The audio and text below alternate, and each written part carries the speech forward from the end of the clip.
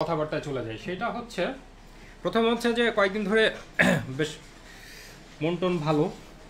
কারণ হচ্ছে শীত চলে আসছে, শীতের টাইম তো আমার খুবই পছন্দের। একটা ভ্যাবসা গুমোট গরম ছিল, এটা চলে গেছে এবং এই সময়টাই কাজকর্ম করা যায়। এবং এই যে নভেম্বর শুরু হলো, এই সময় থেকে মার্চের আগে পর্যন্ত আমি খুবই এনজয় করি, তার কারণ এই সময়টা প্রচুর ইভেন্ট হয়, মূলত বইমেলা থাকে এবং যত ধরনের শীতের পিঠা উৎসব এসে, যদিও এবার পরিস্থিতিটা ভিন্ন, মেলা আদৌ হবে কি না বা করোনা সিচুয়েশন কী হবে আমরা ঠিক শিওর না। আমরা সবাই ভাব করতেছি করোনা চলে গেছে, না দেখার ভান করতেছি, কিন্তু আসলে রিয়েলিটি হচ্ছে চলে যায় নাই। সো যে যেখানেই আছেন এইটা একটু মাথায় রেখে চলতে হবে, এটা রিয়েলিটির অংশ। আতঙ্কিত হবার কিছু নেই, আমার মনে হয় এখন আর কারো আতঙ্ক নাই। রাস্তায় বেরোলে মনে হয় যে করোনাই নাই, আতঙ্ক তো দূরের ব্যাপার।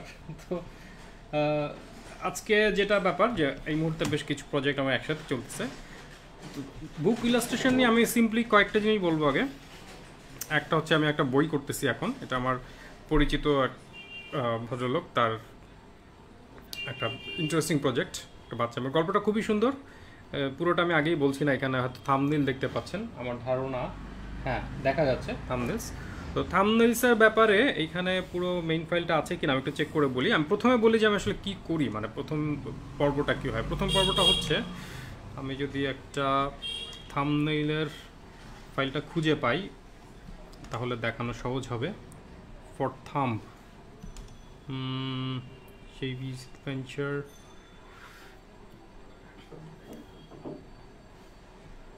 আচ্ছা হ্যাঁ, থাম্বনেইলের পেজটা আমি খুঁজে পেয়েছি। সেইটা হচ্ছে বইটা যেই মাপের, যেমন আমি ধরে নিচ্ছি এটা 8x11, খেয়াল করেন, এবং যতগুলি পেজে হবে বইটা, যেমন এখানে 1 2 3 4 5 6 7 8, হ্যাঁ মানে যে কটা পেজ সোজা কথা, ওই কয়েকটা বক্স। এখন আমি যেটাতে আঁকছি, যারা আগ্রহী যে কিসে আঁকছি সেই চিরায়ত প্রশ্নটা, এটা হচ্ছে ক্লিপ স্টুডিও, একটা সফটওয়্যার, কিছু যায় আসে না। ফটোশপেও আপনি একই কাজই করতে পারবেন, কিছু টুল ডানবাম আছে, এছাড়া ব্যাপারটা একই। তো এখানে দেখেন আমি পুরো বইটা মানে কমপ্লিট করার আগেই এখানে একই অনুপাতটা ঠিক রাখা ভালো। যেমন একটা বই, এটা কিন্তু টেকনিক্যাল কিছু ডিটেলের ব্যাপার, যে হয়তো 11 ইঞ্চি এইদিকে 8 ইঞ্চি। তো এটা আমি যেটা করি, একটা ক্লিপে আমার জানা মতে এরকম মাপ মতো বক্স নেওয়া যায় না, ভেক্টর বেস ইলাস্ট্রেটরে বা অন্য সফটওয়্যারগুলিতে অনেকগুলিতে যায়। সেটা হচ্ছে আমি যেটা করি, ওই মাপে একটা, হয়তো এই যে 8x11, তো হয়তো 8x11 একটা ক্যানভাস করলাম। আমি যেটা করি Ctrl+A দেই, তাহলে পুরোটা সিলেক্ট হয়ে যায় চারদিকে। মেবি অনেক ইজি ওয়ে আছে, কেউ জানলে আমাকে জানাবেন, কারণ আমি ঝামেলা করে এটা করি। এবং ড্র ইনসাইড একটা অপশন আছে, ড্র ইনসাইড যে অপশনটা, ওইটায় ক্লিক করে হয়তো স্ট্রোক সাইজ 20 এরকম একটা কিছু দেই, তাহলে যেটা হয় ওই মাপে, মানে 8x11 মাপে একটা বক্স হয়েছে, এটাকে আমি ছোট করে ফেলি। মেবি খুবই হাস্যকর প্রসেস, অনেক ইজি প্রসেস আছে আমি জানি না। এটাকেই পরে কপি করি, কপি হচ্ছে সেই Ctrl+C Ctrl+V, একই জিনিস করে এরকম হয়তো একটা কি বলে, যেটাকে আমরা বলি থাম্বনেল বক্স বা যাই বলি, যেটা নিজের ইচ্ছা মতো, মানে এটা ছোট হলে যেটা হয় খুব দ্রুত আঁকা যায় এবং এররগুলি অল্পের মধ্যে ম্যানেজ করা পসিবল। বড় করে আঁকতে গেলে ভুলগুলিও বড় হয়, মানে এইখানেই হয়তো আমি ছোট করে এইভাবে আঁকলাম যে একটা ক্যারেক্টার এখানে দাঁড়ানো, হ্যাঁ। এইখানে যেটা সবাই ভুল করে, আমি যে ভুলগুলি নিয়ে আজকে বলবো, সেটা হচ্ছে টেক্সট। চিলড্রেন বুকে যে টেক্সটটা, এটা কিন্তু খুব ইম্পর্টেন্ট, যে আসলে কতটুকু জায়গায় আমি টেক্সট রাখবো। এবং প্রথমে আমরা যেটা পাই সেটা হচ্ছে এরকম একটা স্ক্রিপ্ট, একদম টেক্সট ফাইল একটা। এখানে সব ক্ষেত্রে লেখকেরা কিন্তু একদম বলেও দেন না যে কোনটা কোন পেজে যাবে বা এখানে কয় পেজ। এটা ইউজুয়ালি দেখা যায় পাবলিশাররা বলেন যে 24 পেজ বা আরও কম, 16 পৃষ্ঠা, অনেক ক্ষেত্রে 32 পৃষ্ঠা। 16 সাধারণত 8-এর একটা গুণিতক, যে 16 32, হ্যাঁ 16 24 এরকম আর কি, 3 8 24, 4 8 32, 8-এর একটা, যাই হোক। তো সেটা জানার পরে কিন্তু, যেমন আমি যদি এখানে থাম্বনেলটা যাই, খেয়াল করেন, যেমন আমি প্রথমে ঠিক করলাম যে একটা ইনার থাকবে, আমরা এটাকে বলি ইনার পেজ। এটা কিন্তু ডিজাইন করার ব্যাপার আছে। ইনারে কি থাকবে সেটা হচ্ছে বইয়ের নামটা এবং ছোট্ট একটা কি বলা যায়, ইনার ড্রয়িংই বলতে পারি, মানে এটার তো কোনো নাম নাই ওরকম জানা মতে। তো ইনার ড্রয়িংটা সাধারণত এমন কিছু থাকে যেটাতে আবার স্পয়লার না থাকে, এটা কিন্তু খুব ইম্পর্টেন্ট। যেমন হয়তো ও একটা মনস্টারের সাথে কনফ্লিক্ট হবে, আমি যদি মনস্টারটাও এখানে এঁকে দিই যে মনস্টার আন্ডার দ্য বেড কথার কথা, এবং ওইটার সাথে মারামারি করতেছে, এটা যদি আমি এখানে এঁকে দিই তাহলে ইটস নো, তাহলে কিন্তু মজাটা থাকে না। কারণ এইখানে খুলেই একজন বোঝা গেলো আচ্ছা এটা যে এখনকার সিনেমা ট্রেলারের মতো যে অর্ধেক মুভি বলে দেওয়া হচ্ছে। তো এটার দরকার নাই, জাস্ট মাথায় রাখা ভেরি সিম্পল। এটা আপনি ইউ ক্যান মানে ডু ইউর ওন ডিজাইন, যেমন হয়তো পুরোটাই টেক্সট অথবা পুরোটাই, যেমন হয়তো এখানে আমি এই মেয়েটার একটা জাস্ট একটা চোখ, সে এক্সপ্লোরার জাস্ট একটা চোখ এভাবে তাকায় আসছে, এখানে একটা পিঁপড়া হেঁটে যাচ্ছে, কথার কথা। এটা আমার চয়েস কীভাবে করবো, বাট ইনার বলে একটা পেজ থাকবে। এবং সাধারণত এই পেজটা যখন উল্টানো হয়, আমি যদি এখানে আঁকি এইভাবে, যখন আমি বইটা এদিকে উল্টাবো, এই তো আমার চিলড্রেন বুক যদি ল্যান্ডস্কেপে হয় আর কি, এইটা হচ্ছে এই পেজটা, ইনারের পেজটা। এটা উল্টানোর পরে এইদিকে আপনি প্রিন্টার্স লাইন, মানে কে এঁকেছে, কে লিখেছে, কবে, কোথা থেকে প্রকাশিত, এই সব যে ডিটেলস এগুলি এখানে থাকে সাধারণত। এবং বইটা ডান দিক থেকে বা বেজোর সংখ্যা থেকে, ডান তো বোধহয় বেজোরই থাকে, যাই হোক ডান দিক থেকে, কারণ আমরা তো বা থেকে ডানে পড়ি, প্রথম পেজটা যাতে এইখানে পড়ে, এইটা একটা হিসাব নিকাশের ব্যাপার আছে। আমি কিন্তু ড্রয়িং নিয়ে বলছি না, হ্যাঁ, আমি কিন্তু বলছি পুরোটাই কি বলে ডিজাইন, যে কী করবো। আচ্ছা, এরপরে যেটা খেয়াল করেন, এই যে টেক্সটটা, যেমন আমি জানি এইখানে এই পেজে এই টেক্সটটা থাকবে, টেক্সটটা সবার আগে বসানোটা হচ্ছে বেস্ট। খেয়াল করেন যে এটা কিন্তু একদম ছোট স্কেলে করা, মানে আমি যদি এটা দেখি, এটা 8x11 একটা পেজের মধ্যে, এটা যদি আপনি হাতে করেন ব্যাপারটা সেম, সেখানেও আপনি স্কেল দিয়ে কিছু বক্স এঁকে পেন্সিল দিয়ে রাফটা করবেন, হ্যাঁ, একটু শেড শ্যাডো দিতে পারেন এগুলি। এটা এবং এই স্কেলেই কিন্তু এটা যে প্রথমেই আমি এতটা ডিটেল করছি তা না, আমি যে রাফটা দেখাই, এই যে রাফটা কতটা রাফ আমি একটু দেখাই, হ্যাঁ, দেখতে পাচ্ছেন।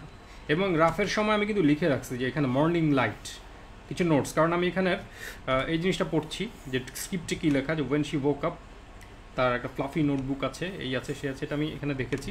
সুতরাং এটার এনভায়রনমেন্টটা কী হবে, এটা ভাবতে ভাবতে সব যে আমাকে একদম পেন্টিং করতে হবে তা না, অত্যন্ত রাফ। এবং ফাইনালি আমরা যেটা করলাম এখান থেকে, আমি যেটা করে আরেকটা লেয়ার ফিল করি, আর এটা হতো শ্যাডোটা। হ্যাঁ, শ্যাডোটা জরুরি না, আপনি যদি করতে চান করতে পারেন। শ্যাডো আমি করি কারণ ওই সময় আমি কি ভেবেছিলাম যে লাইটিংটা এটা ওই সময় লক করে ফেলি, নইলে হয় কি দেখা যায় যে একটা প্রজেক্ট আমি একটানা শেষ করতে আমার খুব হাফ ধরে যায়।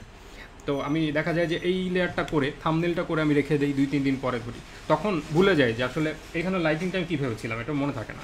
তো সেই ক্ষেত্রে লাইটিংটাও আমি একটা লেয়ারে করে রাখি। লাইটিং বলতে ভ্যালু যাই বলেন আপনি, ভ্যালু ড্রয়িং, এখানে যে একটা শ্যাডো আসবে, হ্যাঁ। এবং এইখানে যতটা ক্লিন করা যায়, দেখেন এটা যে এই লেয়ারটা, মানে এই দুটো লেয়ার দেখেন, প্রথমটা কিন্তু এই দিস রাফ, সুতরাং যাদের আঁকা রাফ বা ভালো হচ্ছে না, কিছু যায় আসে না, এগুলি কিন্তু একদমই জাস্ট এইরকম ড্রয়িং, ওকে। এবং সেইটাকে আমি একটু ওপাসিটি কমায়, যে এখানে দেখা যাচ্ছে ওপাসিটিটা, ও এটা বোধহয় 100% দেখাচ্ছে, কারণ এটা আমি ব্রাইটনেস কমাইছি, ওপাসিটিটা। এনিওয়ে, আপনি ওপাসিটিটা কমায় তার উপরে এইখানে যতটা ইন্টারেস্টিংলি আপনি করতে পারবেন ক্লিন, আমার মতো এখানে অন্তত ফর্মটা ডিফাইন করাটা খুব জরুরি। যে এখানে যেমন অনেক ইনডিসিশন ছিল যে এই জায়গাটা আসলে কী আমি জানি না, হ্যাঁ, কী হচ্ছে এখানে, জাস্ট এরকম কিছু রাফ লাইন দেওয়া। কিন্তু এই লেয়ারে এসে আমি জানি এটা একটা বালিশ হয়তো আঁকবো, বালিশটা হয়তো এইভাবে থাকবে, ওকে, ডান। এবং আমি জানি যে টেক্সটটা যেহেতু আমি এখানে রান করাচ্ছি, এই দিকে আসলে ডিটেল করার দরকারই নাই। আর আমি যে টেক্সট না বসাতাম, টেক্সটটা খালি পরে আগে ড্রয়িং করতাম, দেখা যেত যে সব ডিটেল করে এখানে বিছানা টিছানা এঁকে, চাদর টাদর এই সেই এঁকে, পরে দেখা যেত পুরোটা আবার মুছতে এটা খুবই মানে ওয়েস্টেজ অফ ড্রয়িং আমি বলবো, এটা কোনো দরকার নাই। So place the text first, এটা খুবই ইম্পর্টেন্ট লার্নিং আমার নিজের। যেমন এই যে এইখানে প্রথমে আমার আইডিয়াটা ছিল হয়তো মায়ের ফেসটা দেখা যাবে, ওকে দেখাবো, পরে আমার মনে হলো না, এটা আসলে এই বাচ্চা মেয়েটার পার্সপেক্টিভে আমি ওয়ার্ল্ডটা দেখছি, ওকে। তাহলে আসলে আমি কম্পোজিশনটা এমনভাবে করবো যে বড় কারো ফেস আসলে দেখাবোই না আমি পুরো বইটা আমি আসলে ওর আই লেভেল থেকে করা, ওর বা ওর চেয়ে, যেমন এখানে অবশ্যই দর্শকের পার্সপেক্টিভ থেকে, কিন্তু এখানে বড় কারো চেহারা আমি দেখাচ্ছি না, এটা আমার ডিসিশন, পরে আমি এটা ঠিক করলাম, হ্যাঁ। তো এই ডিসিশনগুলি নিয়ে পুরো বইটা কিন্তু কাইন্ড অফ কমপ্লিট, খেয়াল করেন একদম, মানে যেমন এখানে একদম পার্সপেক্টিভ লেয়ার, মানে এইটাই যদি আমি ছাপাই দিই, জাস্ট কালার এবং রেন্ডারিংটা মানুষ মিস করবে, কিন্তু বই পড়তে কোনো সমস্যা হবে না, ওকে।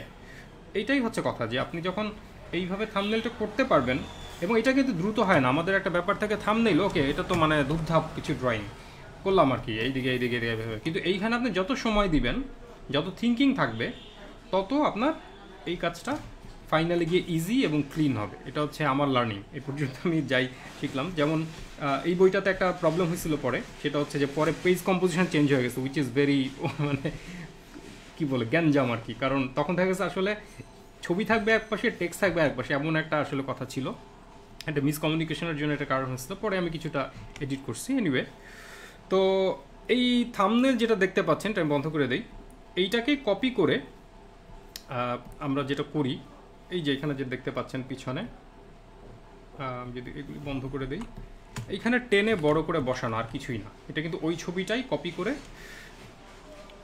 বসানো।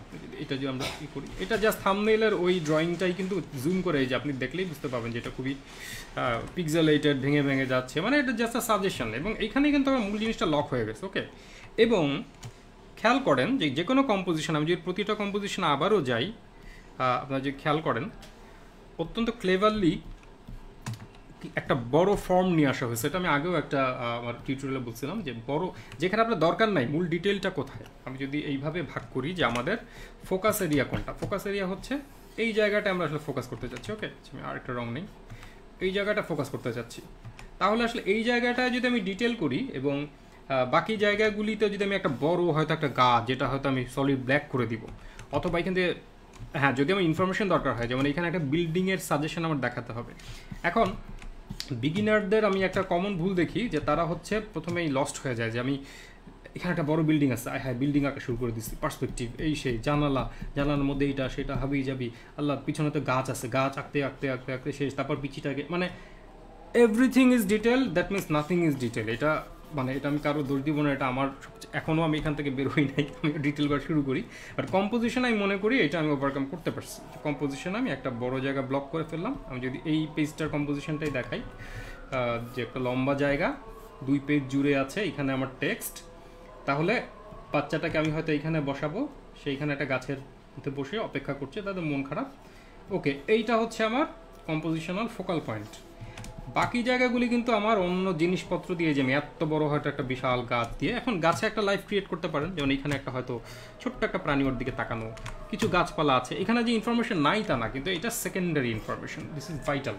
মানে যখনই বেশি ডিটেল করতে যাবেন এইখানে, এইটার গুরুত্বটা হারাবে।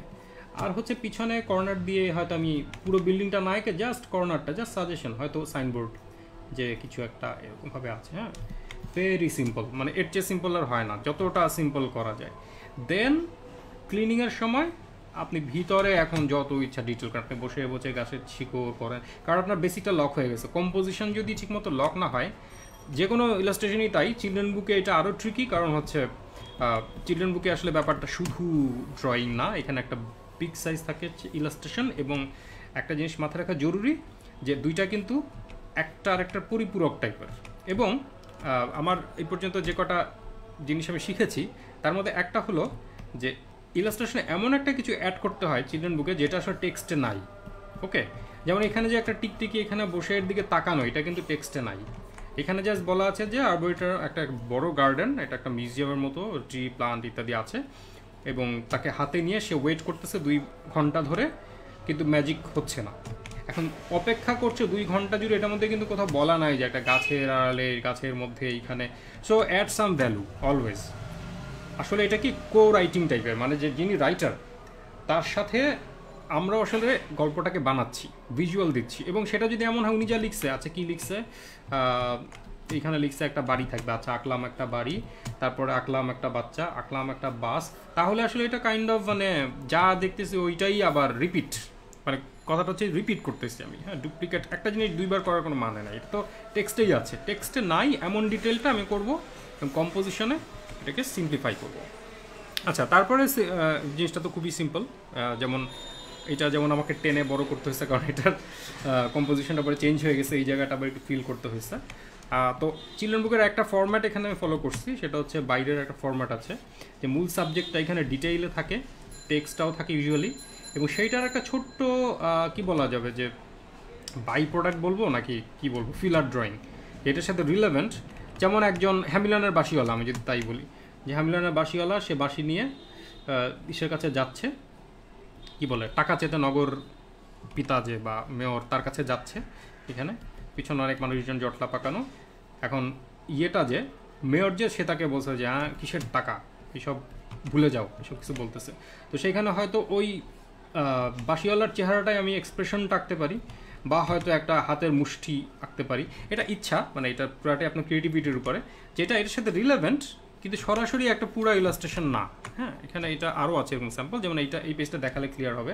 যেমন এখানে অনেকগুলো রেইনবোর কথা আছে, আমার মূল ইলাস্ট্রেশনটা কিন্তু এই পেজে। ওকে, মূল ইলাস্ট্রেশনটা এই পেজে। তো এইখানের একটা কন্টিনিউশনটা কি, সেটা হচ্ছে রেইনবো টাইপ বা এখানে কি বলে মেঘ, স্টার, যাই বলি মানে এখানে। এবং ইউজুয়ালি আমি যেটা করি, কালারে যদি যাই, কালারে যাওয়ার সময় যে জায়গাটা এরকম মানে সাপোর্টিং টাইপের, ওইখানে আমি একটা সফট ব্রাশ দিয়ে খুব হালকা একটা সাজেশন দিয়ে ছেড়ে দিই। এখানে কিন্তু খুব কেটদানি দেখানো কিছু নাই, কারণ এটা আমার ফিলার পেজ। এখানে হয়তো আমি কয়েকটা কালার দিয়ে মজা করে যতটুকু সম্ভব একটা মানে জাস্ট একটা ব্যাকগ্রাউন্ড বা একটা সাপোর্টিং ইমেজ টাইপের, এটা তো অত বেশি কাজ করা কিন্তু দরকার নাই। হ্যাঁ, এখানে অনেকে ওভারওয়েলড হয়ে যায়, অনেক কাজ করতে থাকে, সেটা একটা।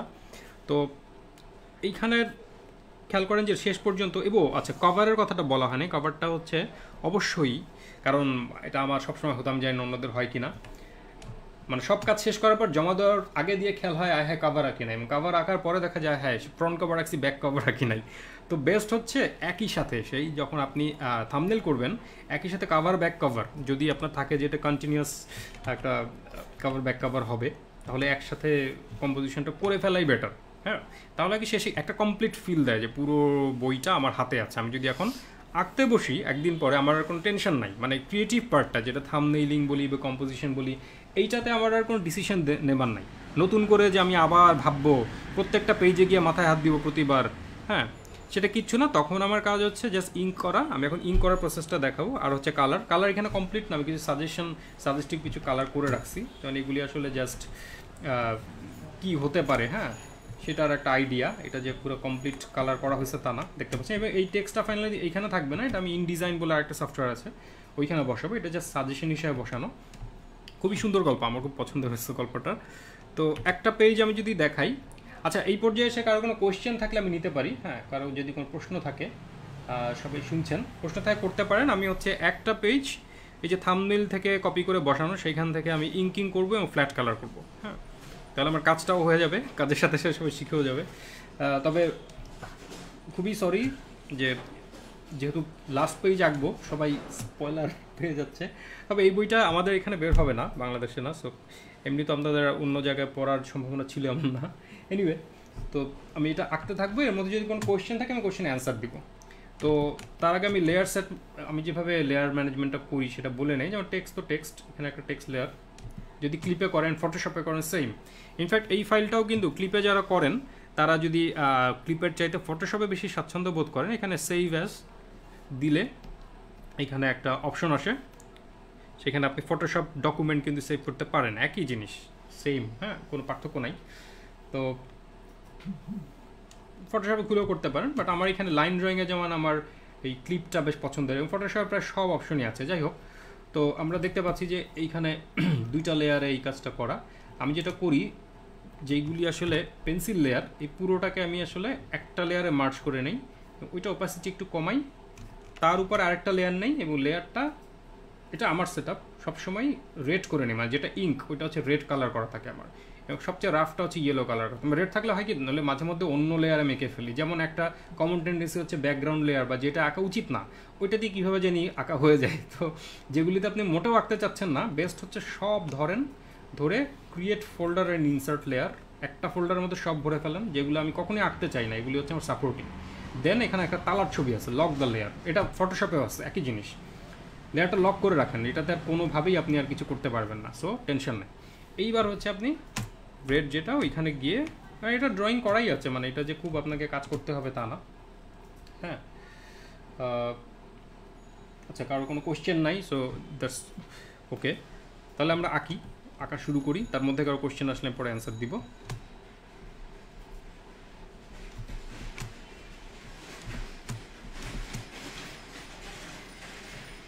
এখানে ড্রয়িংয়ে বাচ্চা আঁকার ক্ষেত্রে অনেকেরই লিমিটেশন আছে, আমি খেয়াল করছি যে খুব ভালো আর্টিস্ট, কিন্তু বাচ্চা আঁকতে গেলে কেমন যে বুড়া হয়ে যায়।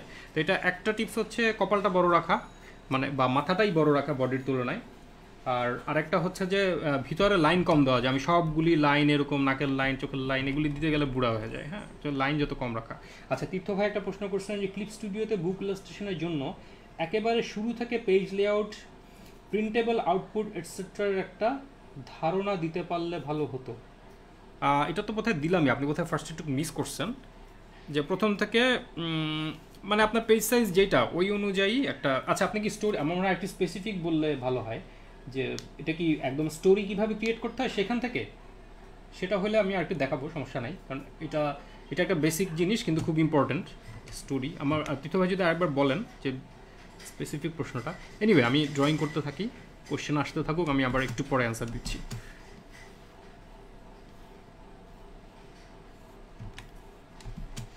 ইদানিং এই পেনটা দিয়ে আঁকতেছি, এটা মজার, রাফ একটা পেন, কারণ নইলে খুব খুব নিট অ্যান্ড ক্লিন আঁকতে আমার আসলে কখনোই ভালো লাগে না।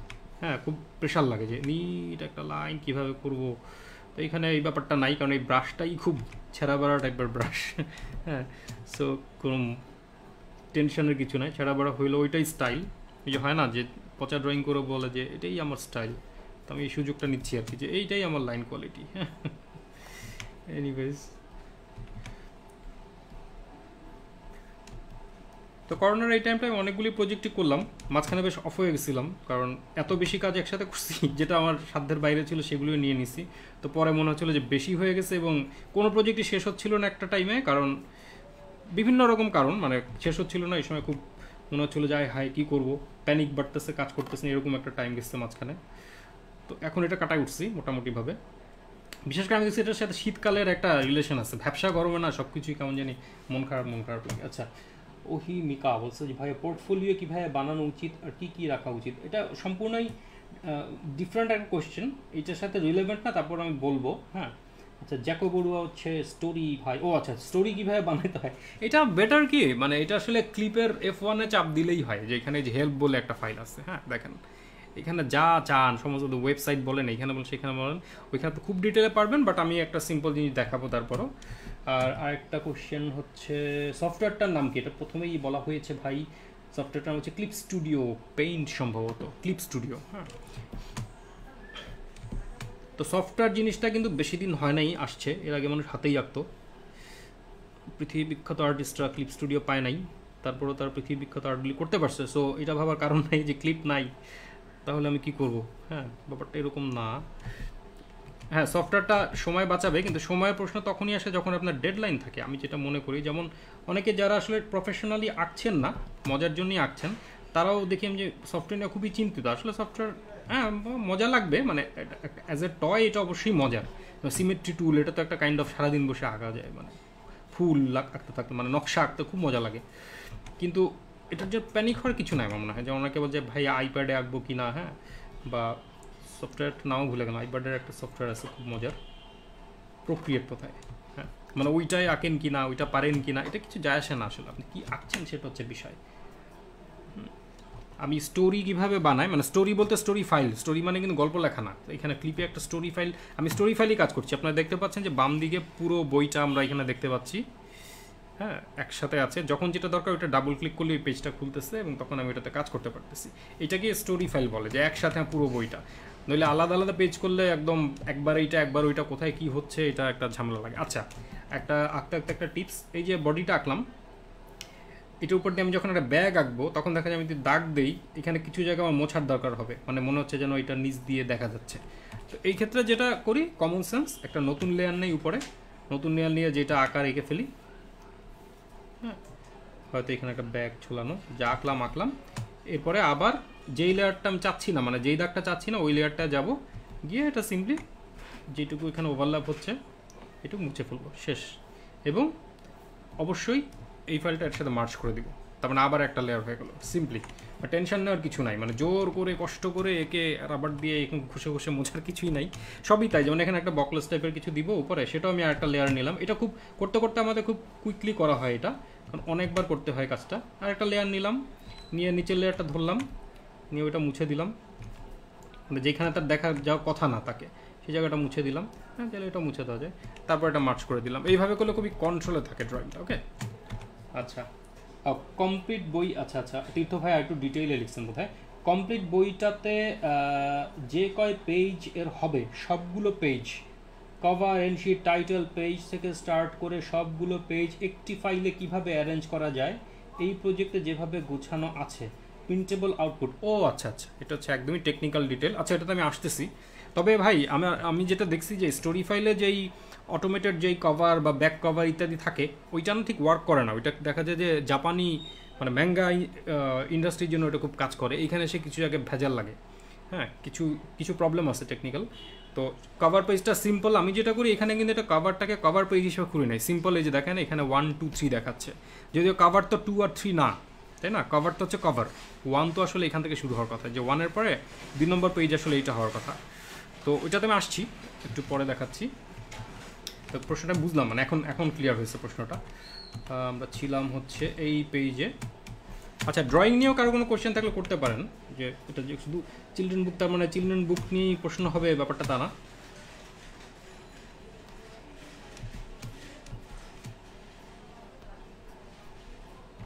থাম্বনেলটা হয়ে যাওয়ার পরের এই পার্টটা আমি সত্যি বলতে খুব একটা এনজয় করি না, কারণ এটা দেখা যায় যে খুবই ক্লারিক্যাল জব টাইপের, যে অটোমেটিক মানে অটো পাইলট মোডে মতো, যে বসে বসে খালি ইঙ্ক করো, মানে ড্রাফটিং কাইন্ড অফ ড্রাফটিংটা আমি কখনোই খুব একটা পছন্দ করি না। হ্যাঁ, তারপরেও কমপ্লিট যখন হয়, কালার টালার করে যখন কমপ্লিট হয় পেজ, তখন কিন্তু আবার দেখতে ভালোই লাগে, যে বাহ, হ্যাঁ মজাই হচ্ছে এরকম টাইপের। হ্যাঁ, কিন্তু দেখা যায় যে থাম্বনেল বা প্রথম পার্টটা যেটা আমরা যে প্রথমে দেখালাম, প্রথমে করলাম, সত্যি বলতে ওইটাই কিন্তু সবচেয়ে ক্রিয়েটিভ পার্ট এবং ডিফিকাল্ট, মানে এই যে কম্পোজিশনটা রেডি করা, কোথায় কি বলবো কোথায় কি বলবো না, এইটাই কিন্তু একটা খুবই জরুরি বা জটিল যাই বলি ওই কাজটা, মানে মূল কাজটা আমি বলবো ওইটাই। পরের পার্টটা যেমন আমি যদি এই স্কেলে এসে আমি একজন অন্য আর্টিস্টকেও দিয়ে দিই, যেমন বাইরের কমিক বুক ইন্ডাস্ট্রিতে কিন্তু এইভাবেই কাজটা হয়, ইঙ্কার থাকে আরেকজন। এই যে আমি যেটা করলাম ফার্স্টে, ওইটা হতো পেন্সিল, আরেকটু ডিটেল, যেহেতু আমি নিজেই এখানে ইঙ্কার, কিছু জায়গায় সেটা আর বেশি ক্লিন করি নাই, কারণ আমি জানি আমি এখানে কী আঁকতে চেয়েছি। কিন্তু যখন আরেকজন আঁকবেন তখন দেখা যায় যে পেন্সিলিংটা কাইন্ড অফ ইঙ্কিংয়ের মতো ডিটেলই করতে হয়, মানে কাইন্ড অফ ডাবল আঁকা, মানে একবার আমি আঁকবো আর একবার আরেকজন আঁকবে, কোনো মানে নাই আসলে, তারপরেও করতে হয়। ইন্ডাস্ট্রিতে গেলে এটা কিছু করার নাই, যখন, কারণ আমি জানি না আমারটা কে আঁকবে, এরকম যদি হয় অ্যানিমেশন ইন্ডাস্ট্রিতে তার। আচ্ছা, রোমেল বড়ুয়া প্রশ্ন করছে যে ভাই পেন্সিলিং স্টেজে আমার সবচেয়ে বেশি সময় লাগে, সময়টা কমানোর টিপস। আচ্ছা, আমরা একটা আজান ব্রেকে যাচ্ছি, 4 মিনিট পরে আমরা আবার ব্যাক করছি, ততক্ষণ আমি আঁকতে থাকি।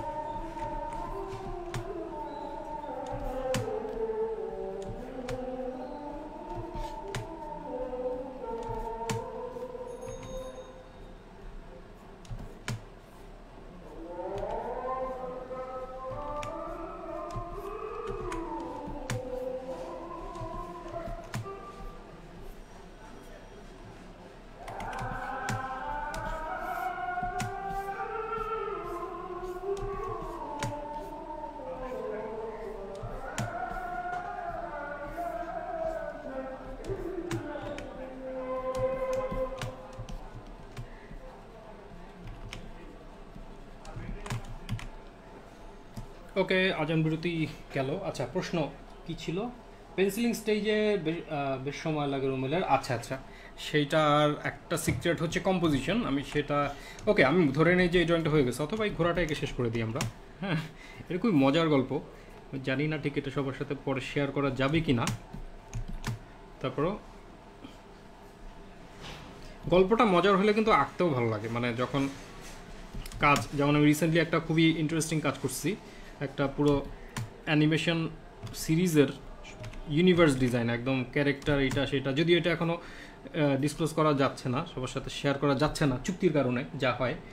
এই তো আমাকে নিজে কারণ একটা ববি চিউ লাগতেছে, কারণ ববি চিউ সব মাঝে মধ্যে বলে যে অনেক কিছু আমি দেখাতে পারতেছি না চুক্তির কারণে।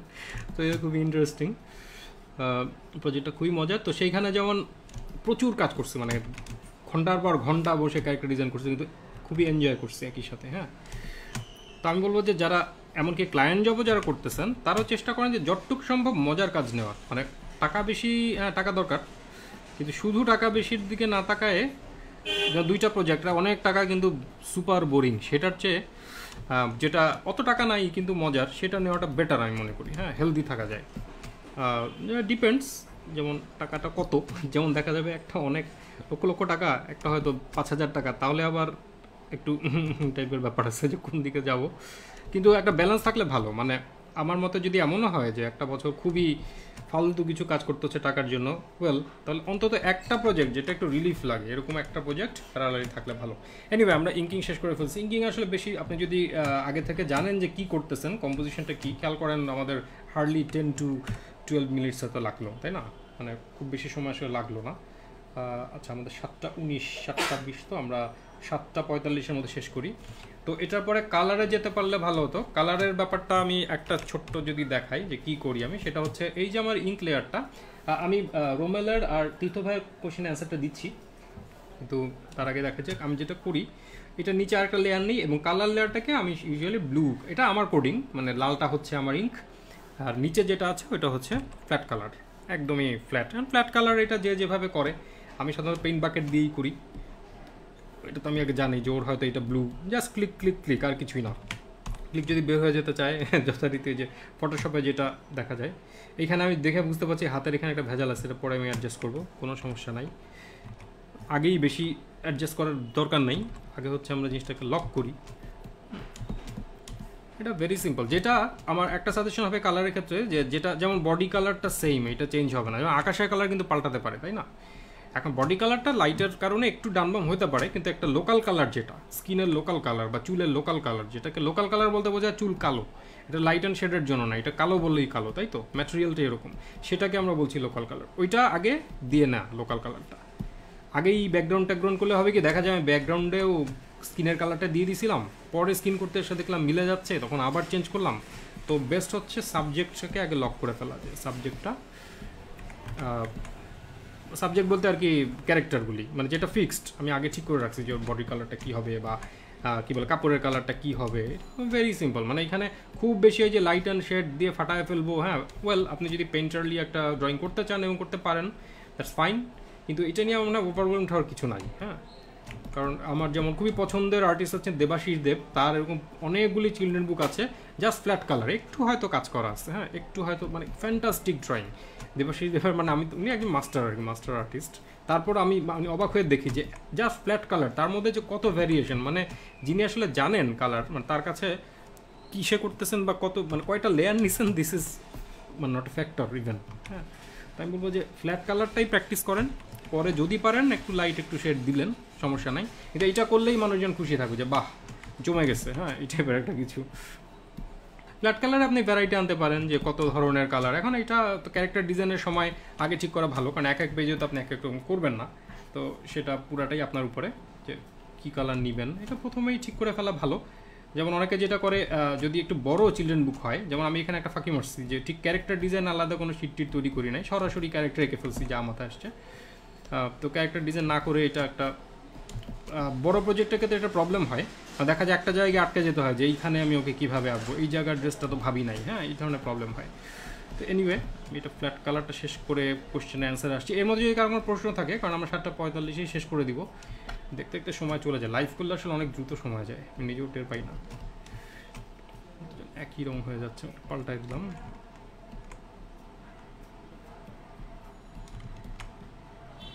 আচ্ছা, মোরাললেস এইটাই।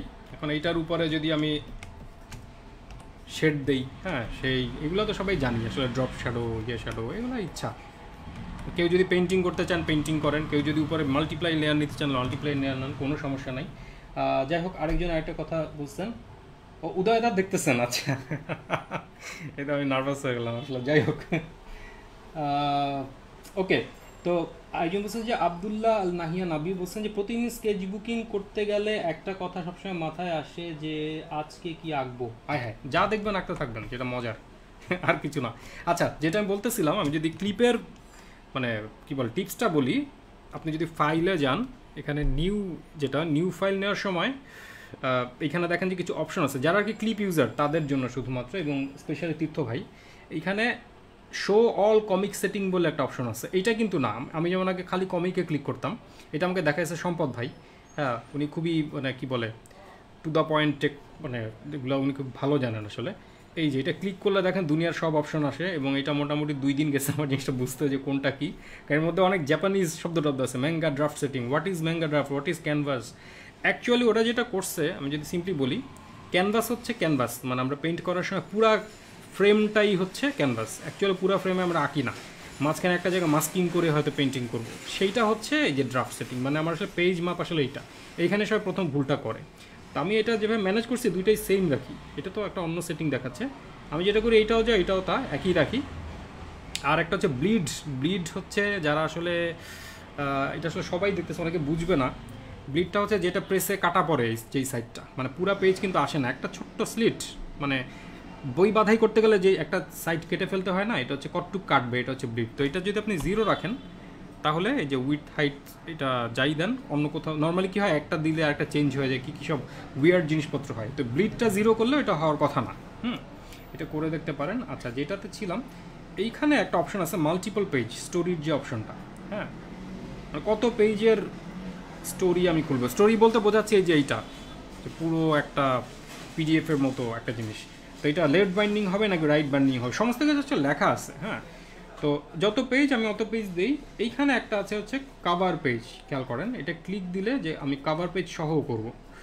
এই যে কাভার পেজটা রেজুলেশন আলাদা করে সেট করা যায়, মানে এটা খুবই দারুণ একটা সফটওয়্যার যদি করতে চান। এই যে এইখানে এসে হচ্ছে প্যাচটা লাগে যে কাভার পেজ লেআউট, যে বুকটা এইদিকে থাকবে নাকি ওই দিকে থাকবে, আপনি যেটা সিলেক্ট করবেন ওইটাই, মানে কোন দিক থেকে পড়া হবে।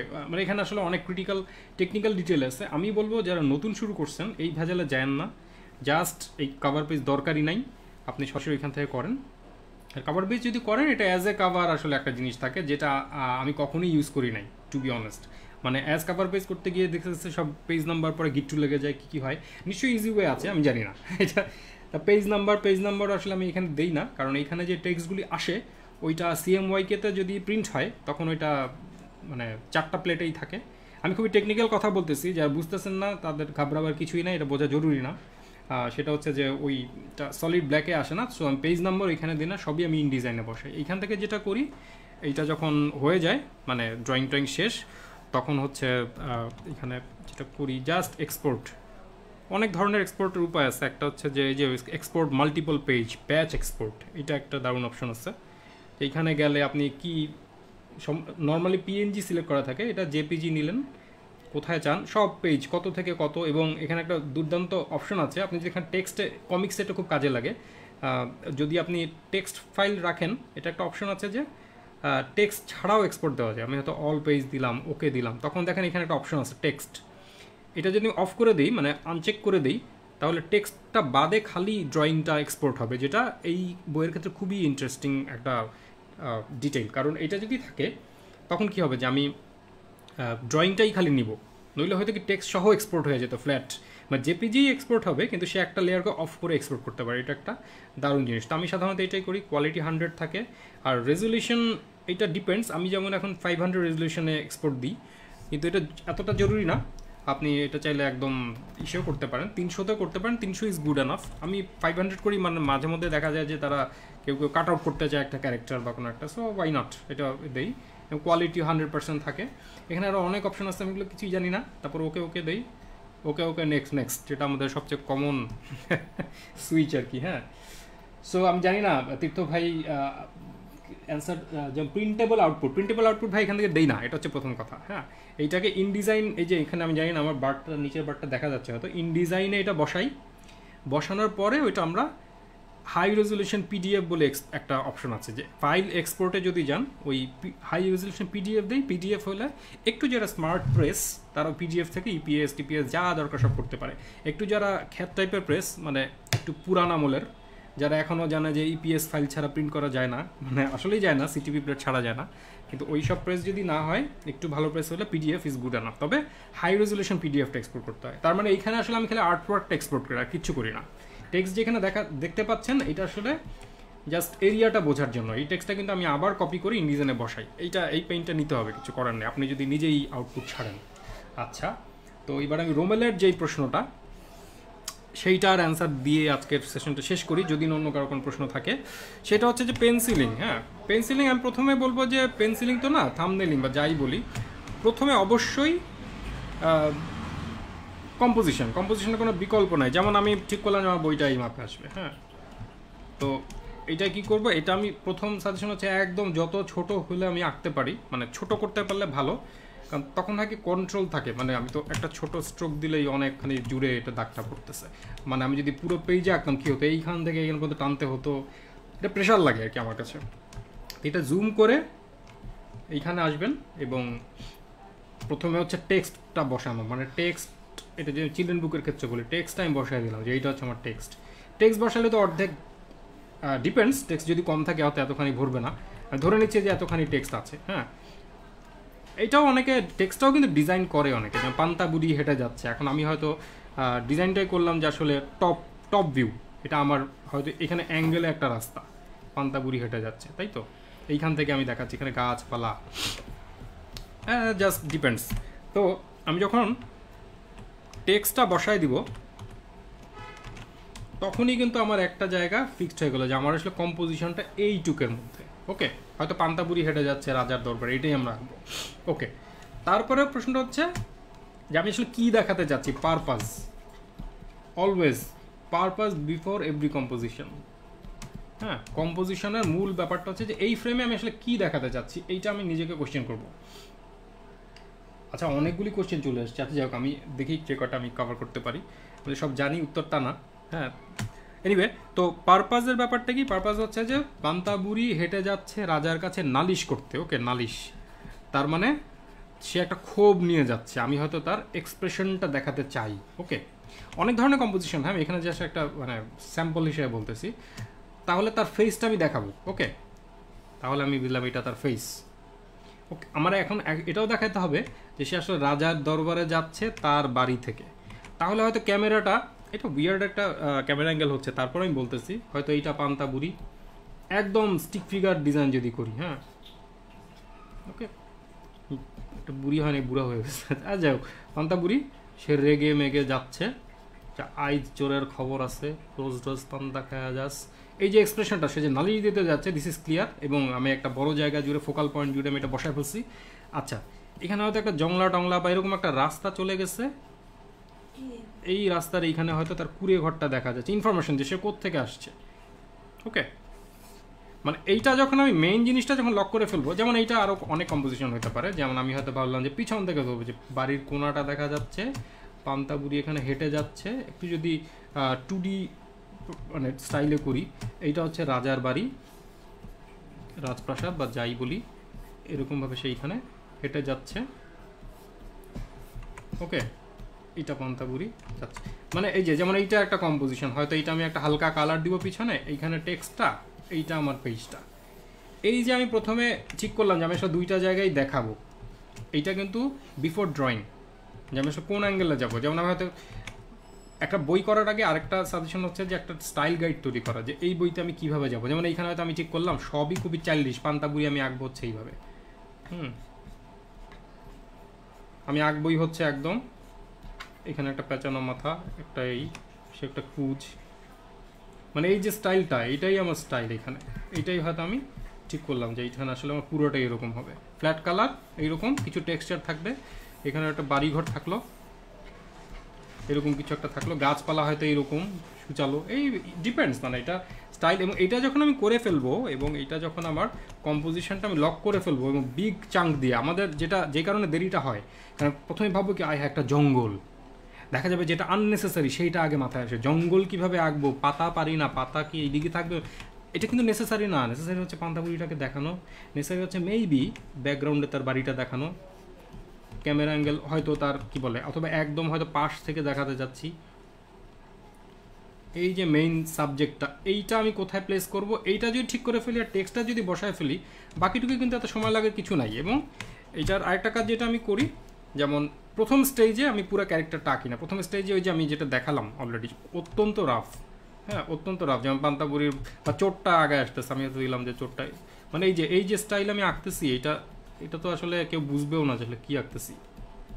হ্যাঁ, হয়তো এটা হচ্ছে চোটটা, সে তো জানলা দিয়ে পান্তাপুরিকে দেখতেছে, হা হা হা, এই যে একটা কিছু। এবং এখানে মনে হলো আচ্ছা ওকে, ওয়াই নট, আমি এখানে একটা চাঁদ দেখা যাচ্ছে, হ্যাঁ জাস্ট সাপোর্টিং, যেটার আলোতে, এটা চাঁদের আলো চুরি করতে আসার কথা না, জাস্ট জমানোর জন্য দিলাম যে সে হয়তো হাতে একটা শাবল টাবল নিয়ে এখানে গর্ত করতেছে। এই যে রাফটা, এই রাফটা না করে আমি যে প্রথমেই শুরু করতাম, হ্যাঁ চোরের ক্যারেক্টার ডিজাইন, চোরের মানে সমস্ত লেয়ার, সমস্ত কিছু আমি মাথায় নিয়ে, লোড নিয়ে, ক্যারেক্টারটা কেমন হবে, হাতটা কেমন হবে, অ্যানাটমি ঠিক হচ্ছে কিনা, তাহলেই কিন্তু শেষ। ওইখানে অনেক সময় চলে যায়।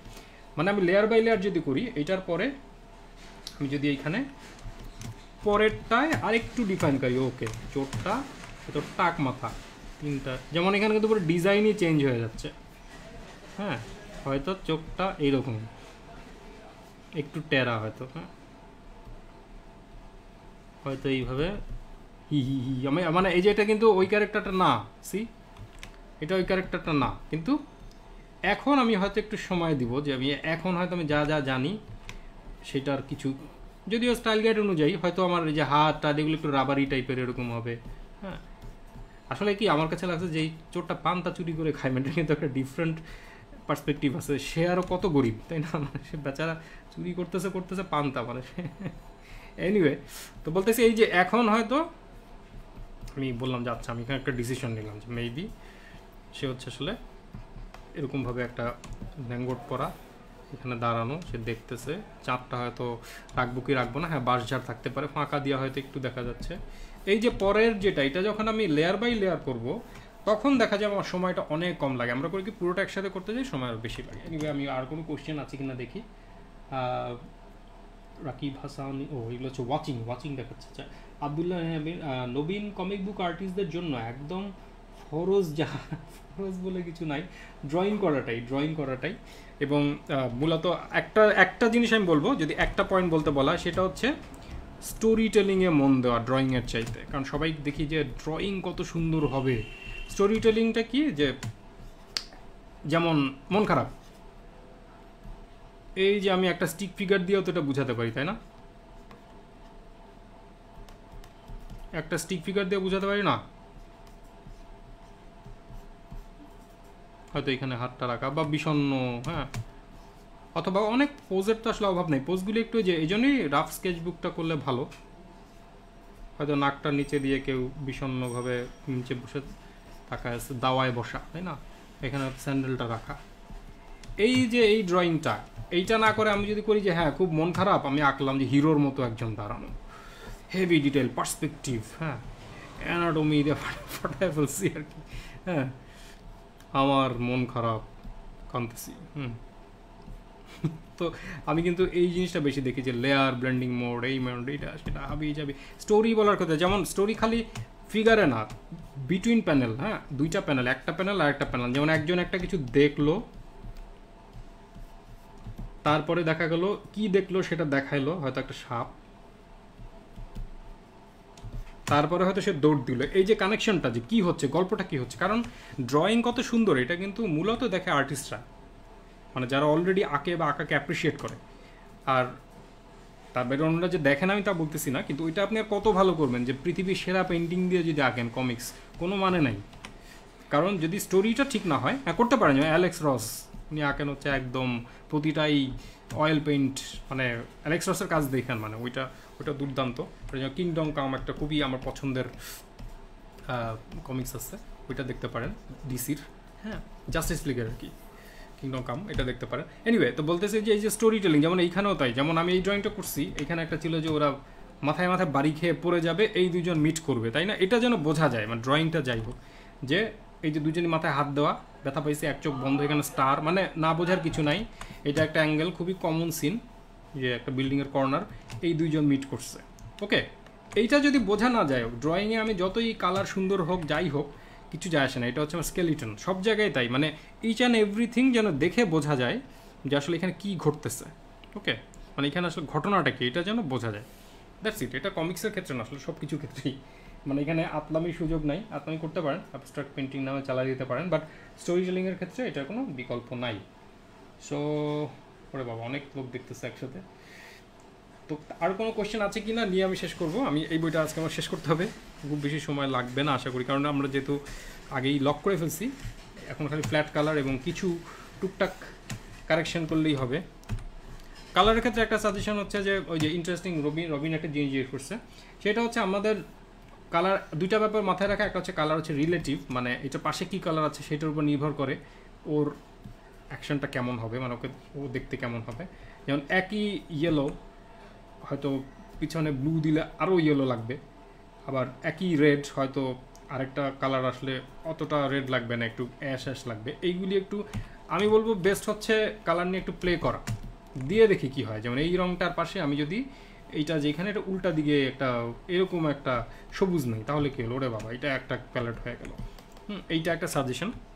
এবং অবশ্যই ভ্যালুটা মাথায় রাখা, মানে খালি রং দিলেই হলো না যে আমি খুব ব্রাইট যে লাল দিলাম এবং নীল দিলাম, পুরা কিন্তু চোখে বাড়ি লাগতেছে, তাই না?